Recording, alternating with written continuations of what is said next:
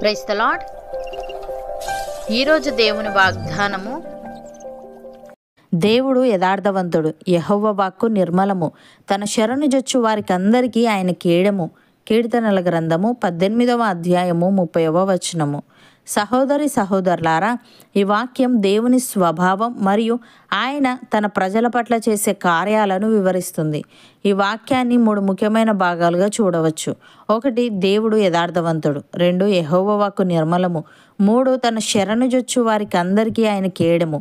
మొదటిగా దేవుడు యథార్థవంతుడు. దేవుని యథార్థత అనేది ఆయన తన వాగ్దానాలను, తన స్వభావాన్ని మరియు తన నిర్ణయాలను ఎన్నటికీ మార్చుకోకపోవడాన్ని తెలియజేస్తుంది. ఉదాహరణకు, జల ప్రవాహం తర్వాత దేవుడు నోవాహుతో ఇకపై భూమిని జల ప్రవాహంతో నాశనం చేయనని ఒక నిబంధన చేశాడు. ఈ నిబంధనకు గుర్తుగా ఆయన ఆకాశంలో ధనుస్సును ఉంచాడు. అప్పటి నుండి ఇప్పటి వరకు ప్రపంచం ఉనికిలో ఉన్నంతకాలం దేవుడు ఈ వాగ్దానాన్ని యథార్థంగా నెరవేరుస్తున్నాడు.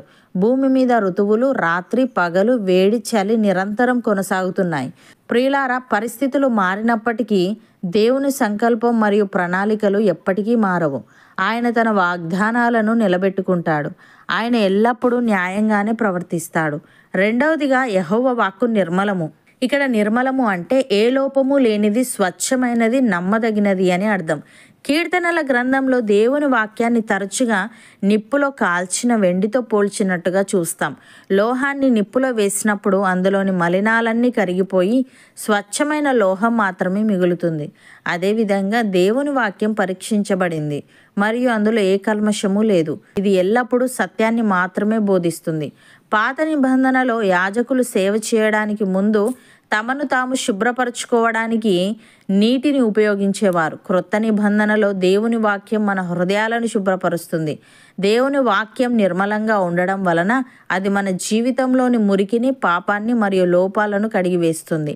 మనం వాక్యాన్ని చదివి దానికి లోబడినప్పుడు మన ఆత్మ శుద్ధి చేయబడుతుంది.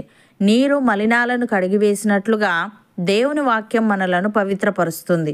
మూడవదిగా, తన శరణుజొచ్చు వారికి అందరికీ ఆయన కేడము. ఇక్కడ శరణుజొచ్చుట అంటే దేవునిపై నమ్మకం ఉంచడం, ఆయన రక్షణ కోసం ఆయన దగ్గరకు పరిగెత్తడం. ఎవరైతే తమ జీవితంలో దేవుడిని నమ్ముతారో వారికి ఆయన కేడము వలె ఉంటాడు. అంటే వారికి రక్షణ, భద్రత మరియు ఆశ్రయం కల్పిస్తాడు. ఉదాహరణకు, షడ్రక్, మెషక్, అబేద్నెగో అనే 3 స్నేహితులు రాజు ప్రతిమకు నమస్కరించడానికి నిరాకరించారు. వారిని 7 రెట్లు ఎక్కువ వేడి చేసిన అగ్నిగుండంలో పడేశారు. వారు దేవుని శరణుజొచ్చి ఆయన మమ్మల్ని రక్షిస్తాడని విశ్వసించారు. దేవుడు వారిని కాపాడటానికి 4వ వ్యక్తిగా అగ్నిగుండంలోకి వచ్చాడు. వారికి అగ్నివాసన కూడా తగలకుండా, జుట్టు కూడా కాలకుండా వారిని కాపాడి వారికి కేడముగా నిలిచాడు. ప్రియులారా, దేవుడు మన శత్రువుల నుండి, భయంకరమైన విపత్తుల నుండి లేదా మరణకరమైన ప్రమాదాల నుండి కూడా మనలను కాపాడగలడు. భక్తుడు ఈ విధంగా అంటున్నాడు, యెహోవా తప్ప దేవుడేడి? మన దేవుడు తప్ప ఆశ్రయదుర్గమేది? దేవుడు నాకు బలమైన కోటగా ఉన్నాడు. ఆయన తన మార్గమునందు యథార్థవంతులను నడిపించును. ఆయన నా కాళ్ళు జింక కాళ్ళ వలె చేయును. ఎత్తైన స్థలముల మీద నన్ను నిలుపును. నా చేతులకు యుద్ధము చేయ నేర్పువాడు ఆయనే. నా బాహువులు ఇత్తడి విల్లును ఎక్కుబెట్టును. నీవు నీ రక్షణ కేడమును నాకు అందించెదవు. నీ సాత్వికము నన్ను గొప్ప చేయును అని. సహోదరి సహోదరులారా, పరిశుద్ధమును దేవునికి అనుకూలమునైన సజీవ యాగముగా మీ శరీరములను ఆయనకు సమర్పించుకొనుడని దేవుని వాత్సల్యమును బట్టి మిమ్మల్ని బతిమాలుకొనుచున్నాను. ఇటు సేవ మీకు యుక్తమైనది. మీరు ఈ లోక మర్యాదను అనుసరింపక ఉత్తమమును, అనుకూలమును, సంపూర్ణమునయ్యున్న దేవుని చిత్తమేదో పరీక్షించి తెలుసుకొనున్నట్లు మీ మనస్సు మారి నూతన మగుట వలన రూపాంతరము పొందుడి. అవును అన్నవారు నాతో పాటు ప్రార్థనలో ఏకీభవించండి.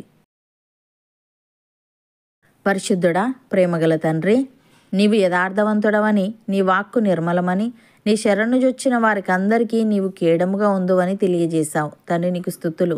దేవ, పరిస్థితులు మారినప్పటికీ నీ సంకల్పం మరియు ప్రణాళికలు ఎప్పటికీ మారవు గనుక, నీవు వాగ్దానాలను ఎల్లప్పుడూ నిలబెట్టుకుంటావు గనుక మేము నీపై నమ్మకముంచి నీ శరణుజొచ్చే వారంగా ఉండుటకు సహాయము దయచేయమని, పరిశుద్ధమును నీకు అనుకూలమునైన సజీవ యాగముగా మా శరీరములను నీకు సమర్పించుకొని ఉత్తమమును అనుకూలమును సంపూర్ణమునయ్యున్న నీ చిత్తమేదో పరీక్షించి తెలుసుకొనున్నట్లు మా మనస్సు మారి నూతన మగుట వలన రూపాంతరము పొందుకొనుటకు కృపచూపమని నీ మార్గమునందు మమ్ములను నడిపించి మాలో ప్రతి ఒక్కరికి నీవే బలమైన కోటగా ఉండమని యేసుక్రీస్తు నామమున ప్రార్థిస్తున్నాము తండ్రి. ఆమెన్.